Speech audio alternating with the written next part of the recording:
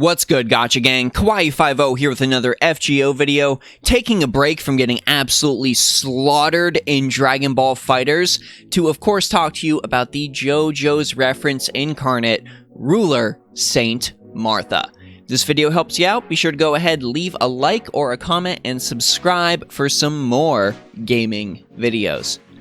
Let's get started, but first, real quick, I would just be absolutely going against every bone in my body if I didn't do the following, just real quick. 1秒経過2秒経過3秒経過ロードローラーだ8秒経過ぶっつぶれよ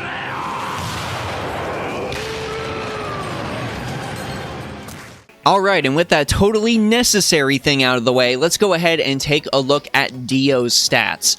Martha Ruler has a Quick Arts Buster deck with a Buster Noble Phantasm. Yeah, that's a lot of Buster. Her max HP is a little on the higher side at 11,250, and her max attack is definitely on the higher side at 9,546.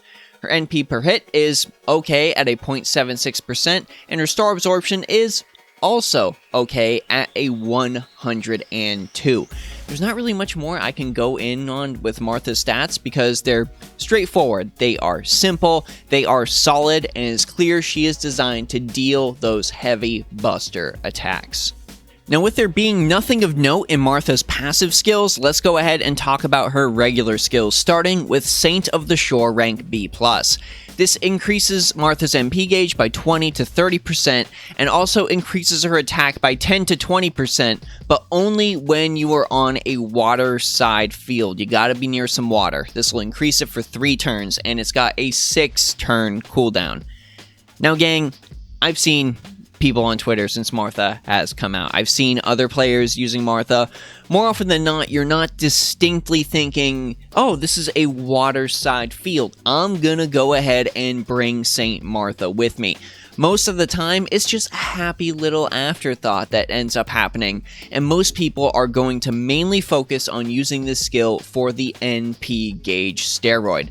I would honestly recommend maxing this skill second, just to help yourself get that extra 30%, but even as it stands at level 1, if you give Martha a kaleidoscope, she's going to be able to use her Noble Phantasm turn 1, no problem. Martha's second skill is Natural Body C rank A, and this is honestly her most important skill in my opinion for a couple of reasons. For starters, it applies debuff immune to Martha 1 time, and it's not for a set number of turns. So not only is this just gonna exist until your opponent eventually inflicts Martha with a debuff, but on top of that, you can actually end up stacking this multiple times. It is completely and utterly confirmed if you stack this before the skill is used up, you'll get to use it multiple times. And this also recovers Martha's HP by 1,000 to 3,000. Now, considering she is a ruler and she takes like half damage from pretty much every single class's attacks, this is very strong. This will keep Saint Martha around for a very long time so she can keep doling out her particular brand of beach justice. And it's just even more effective because of her class. So go ahead and max this skill out first if you really are at the crossroads about what to max on Martha. This is the skill to go to. And Martha's final skill is Jacob's Limbs rank B. Now this applies a special attack against demon enemies, divine enemies, and undead enemies for 1 turn, and that ends up giving you a solid 50 to 100% damage increase. Now there is something we've got to take a note of when it comes to this skill. It is demon enemies, not demonic enemies. This is very different, so if you haven't seen this skill working on demonic enemies, that's why. It works on demons in particular.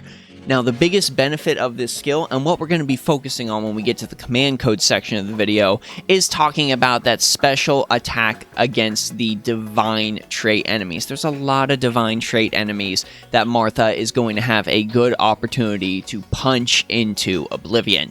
I would still recommend maxing this last. 50% is still a pretty solid attack boost, and on top of that, she's a ruler. Even though it seems like she's super designed to attack, the class in particular is not really designed to attack all that much. Martha's Noble Phantasm is Tarask, and I'm going to go ahead and describe the ranked up version of this that GamePress estimates we're going to be getting 7/20/21. Now, Tarask is going to deal significant damage to a single enemy 800 to 1200%, as opposed to the current 600 to 1000%, and it also has a defense decrease that is applied to the enemy, but it activates before damage is dealt, as all good defense decreases end up doing. Now, in the game right now, this is a 10 to 50% based on overcharge, but that's going to get upgraded to a 20 to 60%. So if you end up using this in the form of an overcharge, it can be a very substantial debuff on your opponents. Now, if we're talking about using Martha's Noble Phantasm in terms of, you know, what do I use this? When do I use this in an NP chain? I gotta recommend you end up slotting this either first, or if you've got a more supportive skill as the first in your NP chain, second. Because after you get that defense decrease on your enemy, Martha is still a ruler, so she doesn't really have class advantage, but whoever ends up following in her footsteps to attack could be the one with class advantage, and that defense decrease is going to help them deal even more damage with that Noble Phantasm. So with Martha's craft essences, you can really go one of three ways, and it all depends on your needs at the time. You can either focus on increasing the damage of her buster cards and completely ignoring the fact that she will not have class advantage. That is viable. You can go ahead and increase her damage against divine enemies, which is really one of the niches where she is at her strongest. Or you can go ahead and instead focus on keeping her on the battlefield for as long as possible, which is really easy to do since she's a ruler. So if you're looking to go the first route, I've gotta recommend Golden Sumo Boulder Tournament. Just that flat attack increase is so strong, and it's gonna help Martha on the battlefield, period.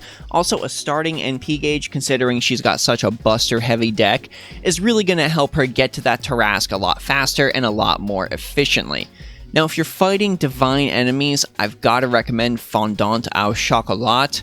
This craft essence featuring Arjuna can be one of these stronger craft essences in the game depending on who you are fighting.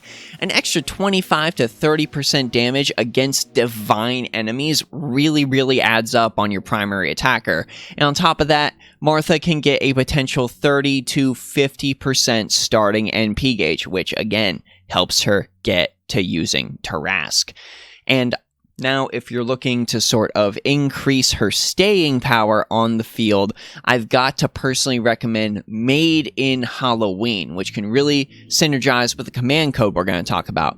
Made in Halloween is a very niche craft essence that ends up working really well with Martha's second skill. This increases her HP recovery amount by 60 to 75%. So if you've got that maxed out at 10 with the 3000, that's a pretty substantial boost, and we're going to go ahead and add this all together again when we get to the command code, so hang tight. So when it comes to Martha's allies, there's actually very few I can recommend for her out of your standard buster support hit squad. They're just good, they just work, they just synergize well with Saint Martha. But if you're looking to play up the anti-divine trait, which I really think is where she is at her strongest, I've got 3 5-star allies I can recommend you pair her with. And those 3 5-star allies are Enkidu, Karna, and Demon King Nobunaga. Now, Enkidu deserves special mention because Enkidu has a very high chance to stun an enemy with the divine trait. So not only do you have a chance to deal all this extra damage to that enemy with Martha, but you also are able to stun that enemy as well.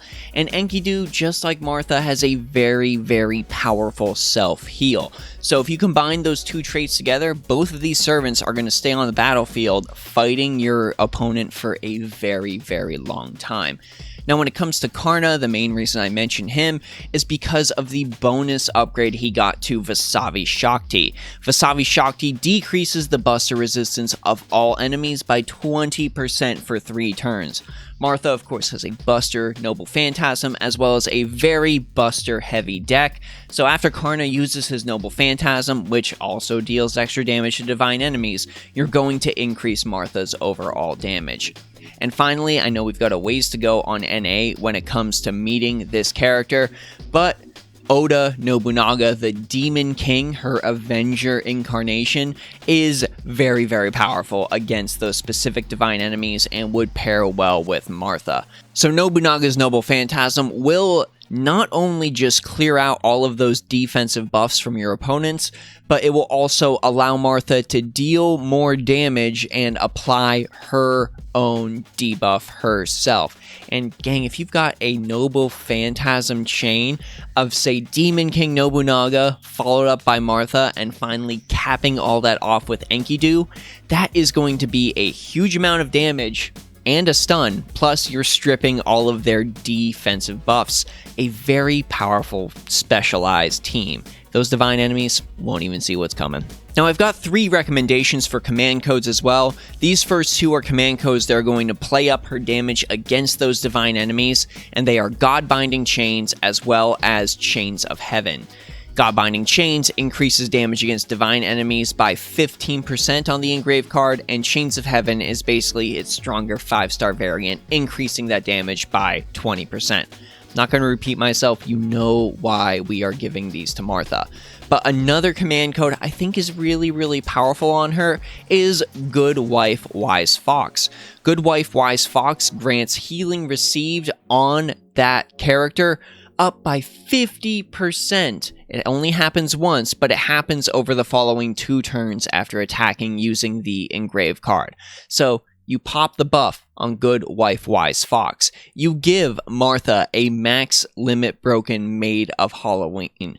Now, I'm pretty sure these are additive, not cumulative, so I mean, correct me down in the comments if my math is wrong. But the way I'm looking at this, that will allow Martha's level 10 second skill to heal her 7,875 hit points. Considering, gang, that Martha maxes out on her HP at around 11,250, that is like 3/4 of her HP bar. That is absolutely absurd. Even if it doesn't work out that way, that's still going to be a huge amount of HP recovered. If the math is different, please, like I said, correct me on that math down in the comments below.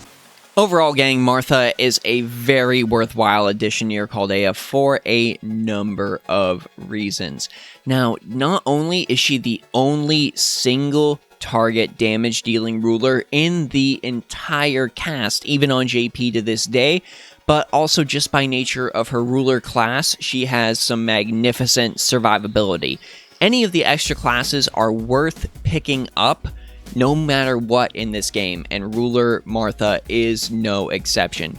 Yeah, she's not going to have some of the bonuses like, say, Jean has. She's not going to have the potential to give herself invincibility. She has no evade, but she's still taking like half damage from everything, and that is super, super neat.